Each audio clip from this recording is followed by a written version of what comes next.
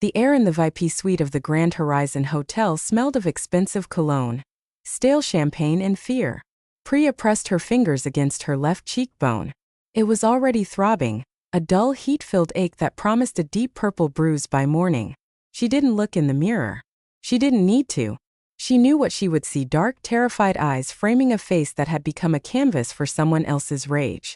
Her rich, brown skin, which her grandmother used to say looked like warm honey, felt cold and tight. "Stop crying, you useless girl," Akash hissed, grabbing her upper arm.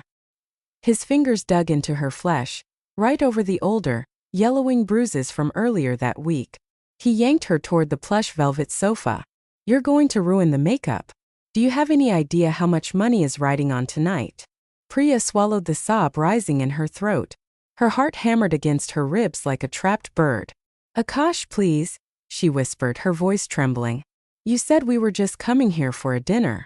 You said we were going to talk about the wedding." "The wedding?" Akash let out a harsh, mocking laugh. He adjusted the collar of his expensive tuxedo. "There is no wedding, Priya. Your father left behind nothing but debts, and I am not a charity." "But Mr. Henderson? He fancies exotic things. He's willing to wipe out half my corporate deficit just to have you for the weekend. You should be glad you're finally useful for something." The room spun. He was selling her. The man she had been forced to rely on, the man her family had promised her to before they passed, was treating her like merchandise. Priya's mind raced, looking for an exit, but the heavy mahogany door of the suite was locked from the inside, the key tucked safely in Akash's pocket. "I won't do it," Priya said, a sudden spark of survival overriding her usual compliance. She tried to pull away. "Let me go." Slap. The force of the blow knocked her to the plush carpet. Priya gasped, tasting copper in her mouth. Her vision blurred as Akash stood over her, his face twisted in a sneer. "You'll do exactly what I tell you to do," he snarled, reaching down to drag her up by her hair. Priya closed her eyes, bracing for the next strike, praying for a miracle she knew wouldn't come. She had spent a lifetime being gentle in a world that was cruel, believing that kindness would eventually be repaid. But standing in this hotel room, she realized her faith had brought her to the edge of an abyss. Lieutenant Commander Do Min-Jun did not believe in miracles, and he certainly didn't believe in love. To Min-Jun, life was a series of tactical maneuvers, discipline, and cold, hard facts. The ocean didn't care about your feelings. It either swallowed you whole or let you ride its waves. As a high-ranking officer in the South Korean Navy, currently in the city for an international maritime defense summit, he lived his life by a strict compass. People were inherently selfish. Faith was a liability. He walked down the quiet, carpeted hallway of the Grand Horizon Hotel's penthouse floor, loosening his uniform tie. He had just endured a 4-hour gala filled with superficial politicians and greedy businessmen. All he wanted was a glass of scotch and a few hours of silence before his flight back to Busan. Then he heard it. It was a muffled, choked sob, followed by the heavy thud of something hitting the floor. It came from Suite 804, the room right next to his. Min-Jun paused. His military instincts, honed by years of anti-piracy operations and hostile environments, instantly put him on high alert. He walked closer to the door, his dark eyes narrowing. "You'll do exactly what I tell you to do," a male voice shouted inside, thick with venom. Then came a sharp, terrified cry of pain from a woman. Min-Jun didn't hesitate. He didn't think about local jurisdictions, diplomatic immunity, or hotel policy. He only knew that a civilian was being brutalized on the other side of that wood. He stepped back, balanced his weight, and delivered a devastating sidekick directly to the door's locking mechanism. The heavy wood splintered with a deafening crack and flew inward. The scene inside froze. Akash turned, his hand still tangled in Priya's long dark hair. Priya was on her knees, tears streaming down her face, a trickle of blood escaping the corner of her lips. Min-Jun's gaze locked onto her wide, terrified brown eyes. In that split second, amidst the violence, something primal shifted in his chest. "Who the hell are you?" Akash roared, dropping Priya and reaching into his jacket. "Get out of here before I..." Akash never finished the sentence. Min-Jun moved like a shadow across the sea. In 3 swift strides he closed the distance. He grabbed Akash's reaching arm, twisted it behind his back until the bone popped, and slammed him face-first into the glass coffee table. Shards of glass shattered everywhere. Akash howled in agony. Min-Jun pressed his knee firmly into the small of the man's back, pinning him effortlessly. Min-Jun's face remained completely stoic, a terrifying mask of calm efficiency. "If you move," Min-Jun said, his voice a low, gravelly baritone that commanded absolute authority, "I will break your neck. Do you understand?" Akash whimpered, all his bravado evaporating in the face of a trained killer. Min-Jun looked over at the girl on the floor. She was trembling violently, curling into herself as if expecting to be hit next. Her soft brown skin was marred by angry red marks, and she looked so fragile he feared she might break if he breathed too hard. Slowly, keeping one hand locking Akash down, Min-Jun reached into his uniform jacket and pulled out his phone. He dialed a direct line to his security detail downstairs. "This is Lieutenant Commander Do. Suite 804. Send up the embassy security and an ambulance," he ordered in crisp Korean, his eyes never leaving Priya. "And call the local police. I have an assault and human trafficking attempt in progress." He hung up and looked at her again. Priya was staring at him, her breathing shallow and ragged. She didn't know who this tall, fiercely handsome Asian man in a stark white naval uniform was, but when their eyes met, the sheer terror in her chest eased just a fraction. "It's over," Min-Jun said softly to her, switching to English. His voice lacked warmth. It was the voice of a man who didn't know how to comfort, but it held an ironclad promise of safety. "You are safe now." Priya let out a broken breath, and as the adrenaline faded, the world went dark. She collapsed onto the carpet, fainting from the pain and exhaustion, leaving her fate entirely in the hands of a stranger who didn't believe in saving souls. The sharp clack of a metal tray hitting the bedside table sent Priya bolting upright in bed, a gasp tearing from her throat. Her hands flew up to protect her face, her eyes wide and wild with a terror that belonged to the grand suite of the hotel, not this quiet, sterile room at the embassy's private medical wing. "It is just breakfast," a calm, deep voice said from the shadows near the window. Priya's chest heaved as she lowered her arms. Do Min-Jun stood there, no longer in his formal white naval uniform, but in a simple black t-shirt and uniform trousers. His dark eyes scanned her face, noting the rapid pulse jumping in her throat. I am sorry," Priya whispered, her voice raw. She pulled the white sheet tighter around her shoulders, feeling impossibly small. Min-Jun didn't answer right away. He walked over, his movements deliberate and unhurried, giving her time to track him. He sat in the armchair beside the bed, keeping a respectful distance. He looked at the purple bruise blooming across her delicate jawline, and the bandages wrapping her wrists where Akash had held her down. Looking at those marks, a cold, familiar ache settled deep in Min-Jun's chest. The sight of bruised skin on a fragile frame didn't just anger him. It dragged him backward into a past he spent every day trying to outrun. He remembered a small apartment in Incheon, the sound of breaking glass, and a mother who bore those exact same marks while trying to shield him from a father consumed by rage. His mother had believed in love, believed things would get better. She died believing it. That was the day Min-Jun learned that faith was a deadly illusion. He forced his mind back to the present. He couldn't fix the world, but he could secure this perimeter. "The doctor said you have severe tissue bruising but no broken bones," Min-Jun said, his tone even, though his eyes lingered on her bandaged wrists. "You need to eat." Priya looked at the porridge and tea. "Thank you for saving me. I don't know how I can ever repay you." "You don't owe me anything," he replied bluntly. "I did my duty as an officer. Nothing more." Before Priya could process his coldness, a sudden thunderous roar echoed from the street outside, a heavy delivery truck downshifting with a loud bang from its exhaust pipe. To Priya it sounded like a gunshot. It sounded like Akash breaking through a door.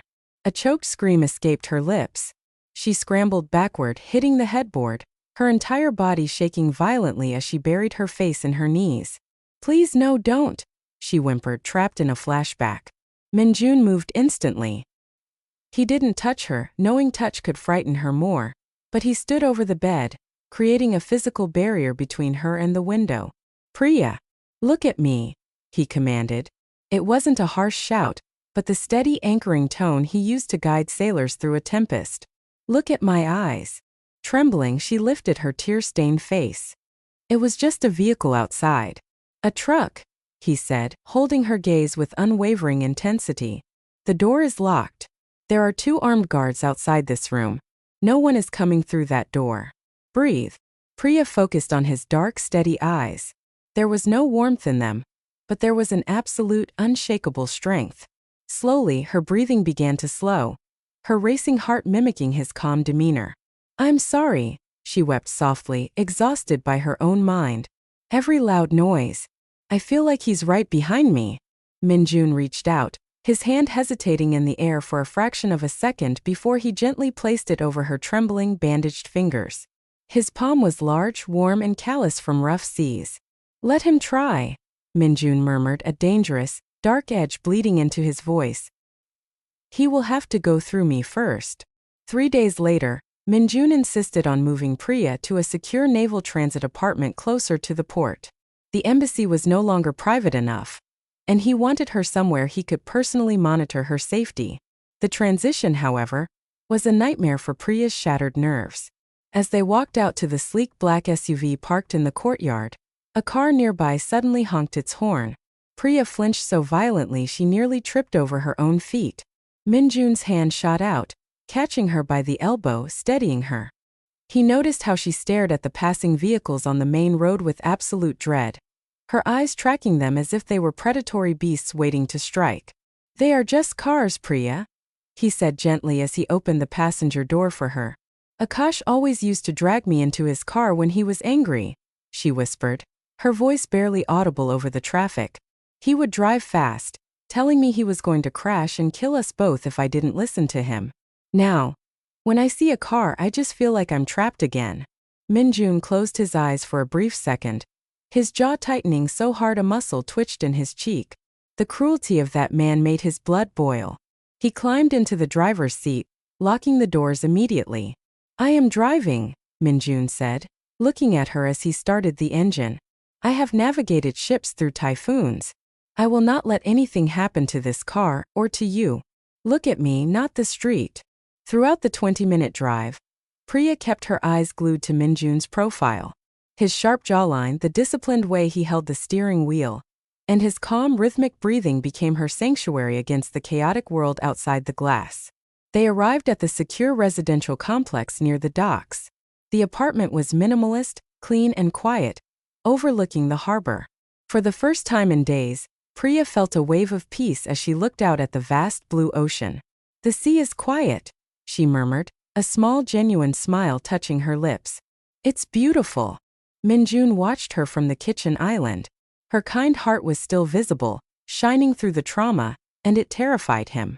He didn't want to care for this girl. Caring made a man weak. It made a man make mistakes. "The sea is deceptive," he said coldly, trying to build the wall back up between them. "It looks peaceful, but it can turn deadly in a second. Never trust it." Priya turned to look at him, her soft brown eyes seeing right through his armor. "Maybe, but right now it's the only thing keeping me calm." Before Min-Jun could reply, his encrypted phone vibrated on the counter. He picked it up, expecting a call from his commanding officer. Instead, the voice on the other end made his entire body turn to ice. "Lieutenant Commander Do," the voice sneered, dripping with arrogant privilege. "Did you really think a few military guards could keep me away from what belongs to me?" It was Akash. Min-Jun's eyes dived to Priya, who was still looking out at the ocean, unaware of the monster on the line. "You're an international fugitive, Akash," Min-Jun said, his voice dropping into a lethal, low register as he stepped away into the adjoining hallway. "The police are hunting you." "The police in this city can be bought, sailor," Akash laughed darkly. "Your diplomatic immunity expires when your summit ends next week. And when you leave, I'll be waiting. Tell Priya she can run, but she will always come back to me. She has nowhere else to go." The line went dead. Min-Jun lowered the phone, his knuckles turning white as he gripped the device. He looked back into the living room, watching Priya gently touch the leaf of a houseplant, her kind nature returning in the quiet space he had provided for her. Akash was right about one thing. The summit was ending soon. But he was dead wrong about Priya returning to him. Min-Jun didn't believe in love, and he didn't believe in happily ever afters. But as he looked at the fragile girl who had survived hell, he made a silent vow. If he had to bring down an entire syndicate to keep her safe, he would do it. The rain in the harbor district fell in heavy, relentless sheets, blurring the line between the gray sky and the dark sea. Inside the apartment, Priya sat on the sofa, her hands wrapped around a warm mug of chamomile tea. She watched Min-Jun, who had been pacing the length of the living room for the past hour, his phone glued to his ear. Though he spoke in low, rapid Korean, she could hear the absolute iron in his voice. He was coordinating something. The relaxed aura he had shown her over the last 2 days was gone, replaced by the razor-sharp focus of a commander going to war. When he finally hung up, Priya stood up, carrying a second mug she had prepared. She walked over to him, keeping her steps soft so she wouldn't startle him, though she knew nothing escaped his notice. "You haven't slept in 36 hours, she said softly, offering him the tea. "And you barely touched your dinner. Please, Min-Jun. You are looking after me, but who is looking after you?" Min-Jun looked down at the mug, then at her. Her brown skin looked warm against the cream-colored sweater he had bought for her, and her eyes held nothing but genuine, selfless worry for him. Baffled him. She was the one who had been beaten, sold, and hunted, yet here she was tending to his comfort. "I don't need looking after," he said, his voice rougher than intended. He didn't take the mug. "My team intercepted a wire transfer. Akash didn't flee the city. He used his remaining offshore funds to bribe a local port official. He's planning to board a cargo freighter leaving tonight." Priya froze, the mug trembling in her hands. The mere mention of Akash's name made the room feel suffocatingly small. "But that's not all," Min-Jun continued, his eyes darkening. "He's desperate. He knows his reputation is ruined. Before he leaves, he's trying to track this safe house. He wants to take you with him, or make sure no one else can have you." A sudden sharp thunderclap rattled the window panes. Priya gasped, her instincts forcing her a step back, but she didn't scream. She didn't hide. She looked till Min-Jun, drawing strength from his steady presence. "I won't let him take me," she said, her voice shaking but laced with a newfound resolve. "I would rather jump into that sea." Min-Jun reached out, his large hand wrapping around her wrist gently, minding the healing bruises. "You won't have to jump anywhere. I am ending this tonight." The traps were set, but monsters rarely walk into them cleanly.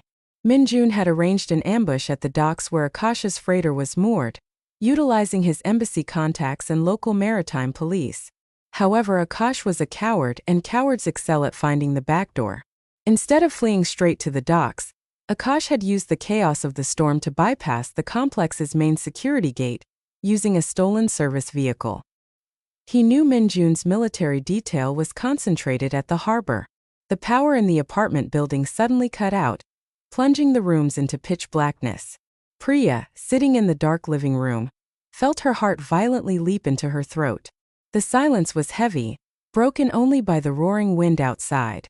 Then she heard it, the faint, unmistakable sound of the apartment's rear balcony glass sliding open. "Priya!" A wet, mocking whisper echoed from the shadows. She stood up, dropping her mug. It shattered on the floor. "Did you really think that little sailor could keep you from me?" Akash stepped into the faint moonlight filtering through the rain-streaked windows. His face was frantic, his clothes soaked, and a twisted, manic grin stretched across his lips. He held a heavy tire iron in his hand. "We're leaving. Now." "No," Priya breathed, backed against the kitchen counter. Akash lunged forward, his hand snapping out to grab her hair just like he used to. But Priya didn't close her eyes this time. With a burst of adrenaline, she grabbed a heavy ceramic vase from the counter and swung it with all her might. It struck Akash square in the shoulder, shattering and sending him stumbling back with a curse. "You ungrateful bitch," he roared, raising the iron rod. Before he could bring it down, the front door didn't just open, it shattered off its hinges. Min-Jun materialized from the darkness like a phantom of the storm. He didn't waste words. He tackled Akash into the dining table, splintering the wood. Akash swung the tire iron, grazing Min-Jun's shoulder, tearing through his black shirt and drawing blood. Min-Jun didn't even flinch. The sight of Akash near Priya had unlocked a feral, unyielding rage inside the officer. He deflected the next blow with his forearm, grabbed Akash by the throat, and slammed him repeatedly against the concrete wall until the iron rod clattered uselessly to the floor. "I told you," Min-Jun hissed, his voice vibrating with a terrifying, lethal calm as he choked the breath out of the man. "If you touched her again, I would break you." Akash's eyes rolled back, his face turning purple as he clawed weakly at Min-Jun's iron grip. "Min-Jun, stop." Priya's voice pierced through the darkness. She ran forward, grabbing Min-Jun's arm. "Don't kill him. Don't ruin your life for a monster like him. Please." Her touch, warm and frantic against his tense muscles, pulled Min-Jun back from the brink. He looked at her, saw the tears in her eyes, and slowly released his grip. Akash collapsed to the floor, gasping and coughing for air. Seconds later, flashlight beams flooded the room as local police and Korean embassy security poured through the broken doorway, securing the breathless criminal. As they dragged Akash away into the stormy night, his threats dying out in the hallway, the chapter of Priya's tormentor was officially, permanently closed. The flashing blue and red lights of the police cruisers faded from the courtyard below, leaving the apartment in a quiet, exhausting stillness. The emergency power had flickered back on, casting a warm, soft glow over the ruined living room. Min-Jun stood by the kitchen island, leaning heavily against it. His shirt was torn, and blood was slowly seeping from the jagged gash on his shoulder where Akash's weapon had clipped him. He was trying to bandage it himself with one hand, his jaw clenched in silent pain. Priya walked into the room, carrying a medical first aid kit she had found in the bathroom. Her own legs were shaking from the sheer exhaustion of the night's terror, but seeing him hurt erased all her fear. "Sit," she commanded softly, her gentle nature carrying a quiet authority he hadn't heard before. Min-Jun looked at her, sighed, and sat on a stool. Priya stepped closer, her movements fluid and tender. She poured antiseptic onto a cotton pad. "This will sting," she whispered. As she pressed it to his wound, Min-Jun didn't even blink, but his gaze locked onto her face. She was so close he could smell the faint scent of rain and chamomile on her skin. Her fingers were incredibly gentle as she wiped away the blood, applying a soothing ointment before laying a clean white bandage over his skin. "Why are you doing this?" Min-Jun asked, his voice low, his dark eyes searching hers. "I am a cynical man, Priya. I told you I don't believe in the things you do. I don't believe in kindness. You don't have to believe in it to deserve it," she murmured, her brown eyes filling with a profound, soft warmth as she secured the tape. "You saved my life. You bled for me. My heart knows exactly who you are, Do Min-Jun, even if you try to hide it behind a uniform." She smiled, a beautiful, relieved smile that seemed to cut right through the icy walls he had spent a lifetime building around his heart. For the first time in his life, Min-Jun felt the terrifying, solid ground of his disbelief begin to crumble. Priya stepped back, satisfied with her work. There. All done. But as she took a step away, the massive adrenaline crash finally caught up with her. The room suddenly tilted violently. Her knees turned to water, and her vision faded to a hazy gray. Her breath hitched as her balance gave out entirely. "Priya!" Before she could hit the hard tile floor, Min-Jun's reflexes took over. He lunged forward, his good arm wrapping firmly around her waist, pulling her flesh against his chest. She fell perfectly into his arms, her head resting against his uninjured shoulder, her long dark hair cascading over his arm. Min-Jun held her tight, lifting her effortlessly against him.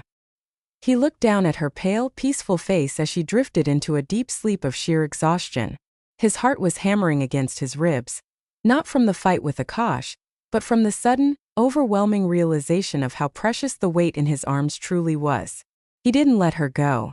He carried her toward the bedroom, stepping over the shattered pieces of the past, finally realizing that some storms don't come to destroy you, they come to clear your path. The morning sun filtered through the blinds of the Naval Transit apartment, replacing the memory of the storm with a bright, golden warmth. Priya stood in the kitchen, her hair tied up in a messy bun, singing a soft melody as she stirred a pan on the stove. For the first time in months she felt safe. Akash was behind bars, her bruises were fading into faint yellow marks, and the man who had saved her was currently sleeping in the next room. Or so she thought. "What is that smell?" Priya jumped, nearly dropping her wooden spoon. Min-Jun was standing at the entrance of the kitchen, leaning against the doorframe. He was dressed in a crisp gray sweatshirt, his hair damp from a morning shower and falling casually over his forehead, a sharp contrast to the slicked-back military look she was used to. "You scared me," Priya laughed, placing a hand over her heart. "And to answer your question, it's breakfast. I'm making a traditional spiced egg scramble." Min-Jun walked over, peering into the pan with a skeptical look on his sharp, handsome face. He sniffed the air, his nose wrinkling slightly. "It smells like a chemical weapon. How many spices did you put in there?" Priya feigned offense, putting her hands on her hips. "Excuse me? This is a family recipe. It has turmeric, chili, cumin, and a little bit of love. It's delicious." "Love is not an FDA-approved ingredient," Min-Jun replied dryly, a tiny, almost imperceptible smirk tugging at the corner of his lips. "And in the Navy we value stomach stability. I will stick to my black coffee and plain toast." "Oh, come on, Commander," Priya teased, stepping into his space and waving the aroma toward him with her hand. "Where is your bravery? You can tackle international criminals, but you're afraid of a little chili." Min-Jun looked down at her. She was teasing him. The timid, terrified girl from the hotel room was gone, replaced by a radiant woman whose brown eyes danced with mischief. "I am not afraid," Min-Jun said, his voice dropping an octave as he stepped closer, trapping her between himself and the kitchen counter. "I am tactical. But if you are challenging my honor..." He reached out, took the spoon from her hand, and scooped a tiny portion of the eggs. He ate it under her watchful, triumphant gaze. For a second, his face remained blank. Then, his eyes widened slightly, and he quietly reached for the glass of water she had set out. Priya burst into a bright, melodious laugh, the sound echoing through the apartment. "I knew it. Too spicy for the big, bad Navy officer." Min-Jun drank the water, coughing slightly, but as he looked at her laughing face, his chest felt incredibly light. "It's acceptable," he mumbled, turning away to hide the genuine smile spreading across his face. "But tomorrow I am cooking, and you will learn the discipline of white rice." By the end of the week, the atmosphere between them had grown beautifully comfortable. They had developed a rhythm of gentle teasing, quiet shared meals, and long walks on the private balcony overlooking the sea. Min-Jun's cold exterior was melting piece by piece, under the warmth of Priya's kindness. Then the world intruded. They were sitting at a small, upscale cafe near the naval headquarters where Min-Jun had to submit his final reports. Priya was laughing at his strict critique of the cafe's interior design when the bell above the door chimed. A tall, elegant Korean woman walked in. She wore a tailored cream trench coat, her perfectly styled bob bouncing with every step. Her face was striking, the kind of cold, high-fashion beauty that demanded attention. Min-Jun froze. The laughter in his eyes instantly died, replaced by a rigid, icy mask. The woman's eyes scanned the room and locked onto Min-Jun. A look of profound relief, mixed with something possessive, crossed her face. She walked straight over to their table. "Min-Jun," she said, her voice smooth and refined. "I heard you were back in the city for the summit. You didn't answer any of my calls." Priya looked between them, her heart giving a sudden uncomfortable thud. Min-Jun didn't stand up. His voice was colder than the winter sea. "Chaiwon, I told you a year ago not to call me again. We have nothing to discuss." Chaiwon sighed, ignoring his hostility, and looked down at Priya. Her sharp eyes raked over Priya's brown skin, her simple clothes and the fading bruise on her jawline. A subtle, condescending smirk touched Chaiwon's lips. "I see you're still playing the savior, Min-Jun," Chaiwon said in fluent English, her tone dripping with passive-aggressive pity. "Picking up broken things to distract yourself from what happened between us? Is this your new project?" Priya felt the words like a physical slap. "Project? A broken thing? Ji Chaiwon, watch your mouth," Min-Jun hissed, standing up, his tall frame looming over the table. The anger radiating from him was palpable, but to Priya, it felt like defensive anger, the kind born from old, unhealed wounds. "I'm just saying, Min-Jun, you can't run away from your past forever," Chaiwon whispered softly, stepping closer to him, completely ignoring Priya's presence. "You loved me once. You know we belong in the same world. Whenever you're tired of playing hero, you know where to find me." With a final lingering look at Min-Jun, Chaiwon turned on her heels and walked out of the cafe, leaving a suffocating silence in her wake. The drive back to the apartment was silent. Min-Jun stared straight ahead at the road, his hands gripping the steering wheel so tightly his knuckles were white. The relaxed, teasing man from that morning had vanished, replaced by a brooding stranger trapped in his own head. Priya sat in the passenger seat, looking out the window. A deep, heavy ache had settled in the center of her chest. She wasn't stupid. She had seen the way Chai-won looked at him, and more importantly, the way Min-Jun had reacted. Chai-won belonged to his world, a world of elegance, shared culture, and a history that Priya knew nothing about. Compared to Chai-won, Priya felt like an outsider, a stray girl he had rescued out of a sense of military duty. When they entered the apartment, Min-Jun immediately headed toward his room. "Min-Jun," Priya called out, her voice quiet but steady. He stopped, his back to her. "I need to review some transport documents, Priya. We can talk later." Was she the reason? Priya asked, the question slipping out before she could stop it. Min-Jun paused, slowly turning around. "The reason for what?" "The reason you don't believe in love," she said, her brown eyes shiny with unshed tears. "She said you loved her once. Did she break your heart so badly that you decided to close it off to everyone else?" Min-Jun's expression hardened. "You don't know what you're talking about." "Then tell me." Priya stepped forward, her voice cracking. "Because when she looked at me, she saw a charity case. And right now, looking at you, I'm wondering if that's all I am to you. A duty. A project to fix before your summit ends and you fly back to Korea." The accusation hit Min-Jun like a physical blow. He stared at her, seeing the raw hurt in her eyes, a hurt that he had caused. He wanted to tell her that Chai-won was the woman who had abandoned him when his past became too messy. The woman who proved to him that people only love you when you are perfect. He wanted to tell her that she wasn't a project, that she was the only warm thing in his cold, structured life. But the walls of his past were high, and the fear of vulnerability anchored him to the floor. "I told you from the beginning, Priya," Min-Jun said, his voice dropping into a flat, emotionless monotone that tore at her heart. "I don't do love. I am protecting you because it is the right thing to do. Don't look for something that isn't there." He turned and walked into his room, shutting the door firmly behind him. Left alone in the quiet living room, Priya let out a shaky breath, a single tear slipping down her honey-brown cheek.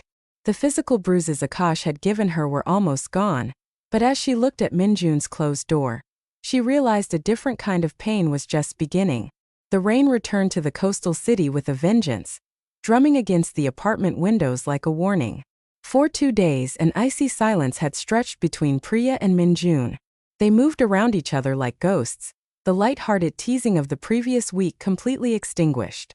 Priya sat on the bed in her room, her suitcase open. The summit was ending in 48 hours. She had already contacted a local women's support network to help her find an apartment and a job. She couldn't stay here, loving a man who viewed her as a tactical obligation. Suddenly, the front door bell rang, a sharp, demanding sound. Priya walked into the living room just as Min-Jun opened the door. Standing on the threshold was Ji Chai-won. Her immaculate hair was ruined by the rain, and her tailored trench coat was soaked.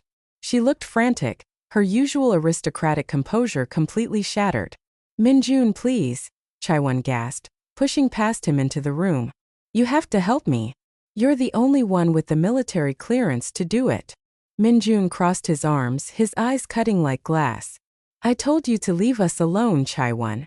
I lied to you," she cried out, her voice cracking as she turned to face him, tears finally spilling over her perfect makeup. "I didn't come here because I wanted you back, Min-Jun. I came because I am desperate." Priya stood near the hallway, watching the scene unfold. "My father's shipping company. We went into massive debt to the same corporate syndicate Akash belongs to," Chai-won confessed, her hands shaking violently. "When Akash was arrested because of you, the syndicate panicked. They froze our assets. They are holding my brother hostage in Incheon. They told me if I didn't come here, use our past history to get close to you, and steal your naval transit security codes for their cargo smuggling, they would kill him." The silence in the room became absolute. Min-Jun's expression didn't soften, but the anger in his eyes turned into a cold, calculated comprehension. "So your return was just another transaction. They forced me." Chai-won wept, sinking into a chair. I knew you were honorable. I thought if I played the desperate ex-girlfriend, you might investigate them and save my family. I'm so sorry, Min-Jun. Min-Jun stared at her for a long moment before pulling out his phone. He dialed his operational command. This is Lieutenant Commander Do. I have a secondary target location for the syndicate operations in Incheon. Coordinate with the Korean National Police immediately. Hostage situation. As he walked Chai-won out to a waiting security detail to secure her statement, Priya stood in the center of the room. The truth was out. Chai-won hadn't broken his heart again. She had simply proven his cynical worldview right. To Min-Jun, love was just a tool people used to manipulate one another. And it broke Priya's heart to know he thought she was exactly the same. When Min-Jun locked the front door and turned around, he found Priya standing directly in his path. Her brown skin was flushed, her fists clenched at her sides, and her eyes burned with an intensity he had never seen in her before. Are you satisfied now? She demanded, her voice ringing out through the quiet apartment. Min-Jun sighed, his shoulders tense. Priya, it's late. A lot has happened. No. I am tired of your silence, and I am tired of your walls. Priya shouted. The girl who used to flinch at loud noises was now making the room echo with her own voice. She took 3 aggressive steps toward him, forcing him to stand his ground. You look at Chai-won, you look at your past, and you think everyone is trying to buy or sell something. You think every heart has a price tag. It's how the world works, Priya, Min-Jun said, his baritone voice rising to match her heat. People use each other. It's safer to face reality. That is not reality, that is your cowardice. She screamed, the tears finally bursting from her eyes, hot and desperate. She reached out, her hands slamming against his chest, right over his racing heart. Look at me. Look at what I have been through. I was beaten, I was betrayed, I was almost sold like merchandise. And yet, I still believe in goodness. I still believe in love. And God help me, Do Min-Jun, I love you. Min-Jun froze, his breath hitching in his throat. I love you, she confessed again, her voice roaring with a desperate, beautiful agony that shook him to his absolute core. Not because you are a handsome naval officer. Not because you saved me. I love you because beneath all this frozen armor, you have a soul that bleeds for the weak. I love you with nothing to gain, nothing to buy and nothing to sell. I am standing here completely broken, offering you a heart that asks for nothing but you. So don't you dare look at me and see a project. She was panting, her chest heaving, her beautiful brown face covered in tears as she laid her entire soul bare in the loudest way possible. Min-Jun stared at her, the iron walls around his heart completely shattered by the sheer force of her vulnerability. He had spent his life waiting for the catch, waiting for the hidden agenda. But looking at Priya, he saw only absolute, terrifyingly pure devotion. Before she could pull her hands away from his chest, Min-Jun closed the distance. His large hands cupped her face, his thumbs wiping away her tears with an urgency that bordered on frantic. Priya, he murmured, his voice cracking with an emotion he had never allowed himself to feel. I don't know how to do this. I don't know how to be the man you deserve. Just try, she sobbed, clutching his wrists. Then stay with me, he commanded, his forehead resting against hers, his breath warm on her skin. Don't leave for that apartment. Don't leave my side. Marry me. Come back to Korea with me as my wife. Let me spend the rest of my life learning how to believe you. Priya looked into his eyes and found no more ice, only a desperate, fierce fire that mirrored her own. Yes, she whispered against his lips. Yes. The wedding was not a grand affair of high society, but a quiet, deeply personal ceremony held in the traditional courtyard of a small estate just outside Busan, South Korea. Priya stood before the mirror, taking a deep breath. She wore a stunning modern fusion gown, a rich crimson silk sari draped elegantly over one shoulder, embroidered with intricate gold threads that perfectly complemented her warm, glowing brown skin. She looked like royalty. Her heart, once heavy with fear, felt lighter than the sea breeze outside. When she walked down the aisle, Min-Jun was waiting for her. He stood tall and unyielding in his full-dress white naval uniform, medals gleaming on his chest. But as his eyes locked onto her, his rigid military posture softened. His gaze was fierce, possessive, and filled with a profound reverence that made Priya's breath catch. They exchanged vows not of generic fairy tale love, but of protection, shelter, and unshakable truth. When Min-Jun slid the gold band onto her finger, he leaned close, whispering only for her. "You are my anchor, Priya. The sea can rage, but I am grounded in you." The reception that followed was filled with his trusted naval comrades and a few close friends. There was laughter, music, and the clinking of glasses. Priya danced, her laughter filling the space, her beauty radiating so brightly that everyone in the room could see the miraculous transformation of a survivor into a queen. Throughout the evening, Min-Jun's hand never left her. It rested on the small of her back, or his fingers intertwined with hers under the table. His dark eyes followed her every move, burning with a quiet, simmering intensity that promised the night was far from over. The heavy oak doors of the traditional bridal suite clicked shut, locking out the rest of the world. The room was lit only by the warm, flickering glow of scented candles, casting long golden shadows across the silk-sheeted bed and the polished wooden floors. The sound of the ocean waves crashing against the cliffs below filled the silence. Min-Jun stood by the door, his uniform jacket already undone, his white collar loosened. He removed his peaked cap and tossed it onto a chair, his gaze locking onto his wife. Priya stood in the center of the room, nervously undoing the heavy gold jewelry at her neck. Her skin glowed like molten amber in the candlelight. As she reached for the pins holding her crimson veil, Min-Jun's heavy, deliberate footsteps crossed the room. "Let me," he murmured, his voice a low, gravelly vibration. His large hands, calloused and strong, gently removed the pins one by one, letting her long dark hair tumble down her back in a silken wave. He took the veil and let it drop uselessly to the floor. Priya turned to face him, her heart hammering a wild, sweet rhythm against her ribs. This wasn't the fear she used to feel. This was a breathless, intoxicating anticipation. Min-Jun's hands moved to her waist, his fingers digging into the rich silk of her sari. He pulled her flesh against his chest, closing every inch of distance between them. He looked down at her face, his gaze tracing the faint, fading yellow mark on her jawline, the last remnant of her past. He leaned down and pressed a soft, lingering kiss directly against that spot, making her gasp. "You are so beautiful," he whispered, his composure completely melting away into raw, untamed desire. "My beautiful, fierce wife."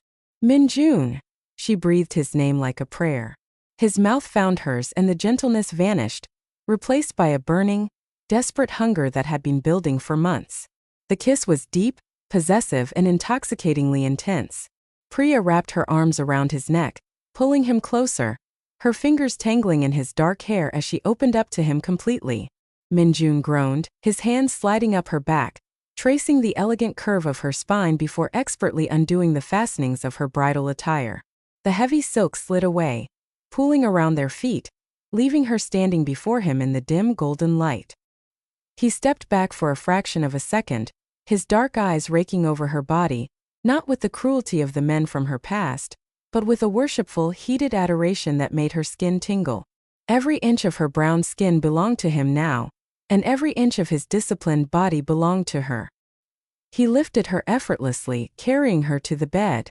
When they sank into the silk sheets, the world outside ceased to exist. There was no past, no abuse, no cynicism, and no fear. There was only the heat of his skin against hers, the desperate rhythm of their breathing, and a fierce, burning intimacy that forged their two broken souls into one unshakable, eternal bond. In the dark of the night, surrounded by the rhythm of the sea, Min-Jun loved her with every ounce of faith he had finally found. Thank you so much for watching this intercultural love story. If your heart raced during the storm and melted during those final vows, please let us know your favorite moments in the comments below. To make sure you never miss our next emotional journey, hit that subscribe button, turn on the notification bell, and give this video a thumbs up. Your incredible support keeps these stories alive. Until the next story unfolds, stay safe and see you in next romantic episode.